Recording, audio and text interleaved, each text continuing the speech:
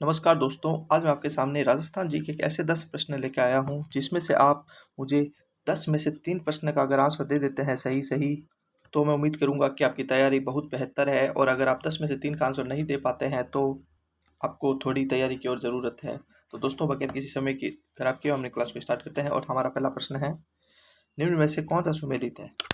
अब जैसे अंकायत मतलब क्या होता है? दत्तक पुत्र। अंकायत किसको कहते हैं अपने?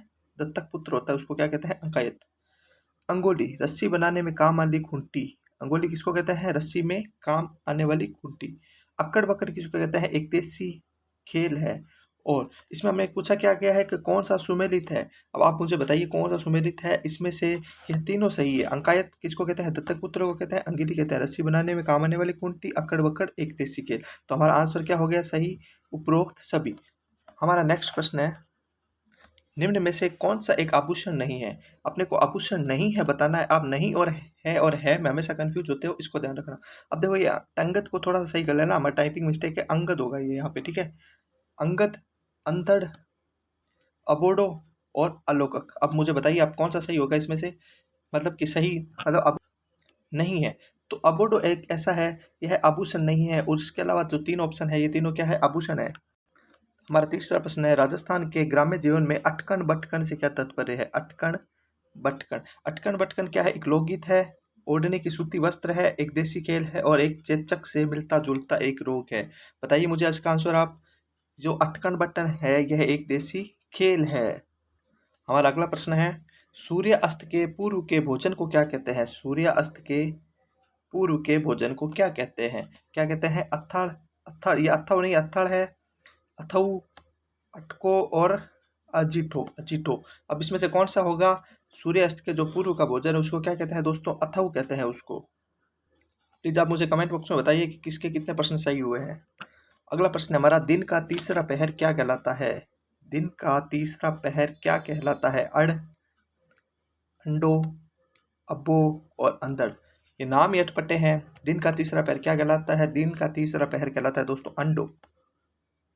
ठीक है। अब हमारा अगला प्रश्न है, किसान को लगान पर जोतने के निमित्त दी जाने वाली कृषि भूमि को क्या कहते हैं? किसान को लगान पर जोतने के निमित्त दी जाने वाली कृषि भूमि को क्या कहते हैं? क्या कहते हैं? अणगो, अथड़, अड्डो और अट्टाव। क्या कहते हैं इसको दोस्तों? अट्ठड़ कहते हैं। हमारा अगला प्रश्न है, फसल के साथ उगने वाली घास क्या कहलाती है? क्या है? फसल के साथ उगने वाली घास क्या कहलाती है? अरडाणो, अलसोट, अणदी और अणगो। क्या कहलाती है? अरडाणो, अलसोट, अणदी और अणगो। क्या कहलाती है दोस्तों? अलसोट कहलाती है। जो फसल के साथ उगने वाली घास होती है उसको हम कहते हैं अलसोट। हमारा अगला प्रश्न, कपड़ा सुखाने के लिए लटकाई जाने वाली रस्सी या लकड़ी को क्या कहते हैं? कपड़ा सुखाने के लिए लटकाई जाने वाली रस्सी या लकड़ी को क्या कहते हैं? अर्गनी या अलगनी, अणको, अडान या उपरोक्त सभी। क्या कहते हैं दोस्तों? अर्गनी या अलगनी कहते हैं, जो रस्सी होती है जिस पर कपड़े सुखाए जाते हैं। प्लीज दोस्तों मुझे बताइएगा कितने क्वेश्चन आपके इसमें से सही हो रहे हैं। हमारा अगला प्रश्न है, वह कुआं जिसमें एक बार पानी निकालने के बाद कुछ समय के लिए ठहर कर पानी निकाला जा सकता है क्या कहलाता है? क्या है? वह कुआं जिसमें एक बार पानी निकालने के बाद कुछ समय के लिए ठहर कर पानी निकाला जा सकता है क्या कहलाता है दोस्तों? लुरबो, अखरियो, दाबड़ो और थानी। लुरबो, अखरियो, दाबड़ो और थानी। क्या कहलाता है दोस्तों? अखरियो। अखरियो क्या होता है? वह कुआं जिसमें एक बार पानी निकालने के बाद कुछ समय के लिए ठहर कर पानी निकाला जाता है।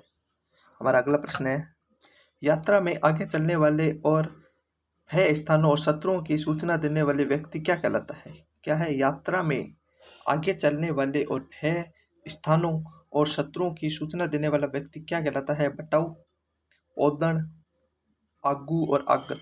क्या कहलाता है दोस्तों? आगू। यह वह व्यक्ति होता है जो यात्रा में आगे चलता है और शत्रुओं की सूचना देता है। तो दोस्तों मैंने आपको ये कुछ प्रश्न करवाए थे। उम्मीद करता हूँ इन कुछ, यदि आपने 3 से ज़्यादा क्वेश्चन सही कर दिए हैं तो आपकी तैयारी एक निश्चित मुकाम तक है और आपके अगर 3 क्वेश्चन भी सही नहीं हुए हैं तो आपको और थोड़ी सी तैयारी की ज़रूरत है।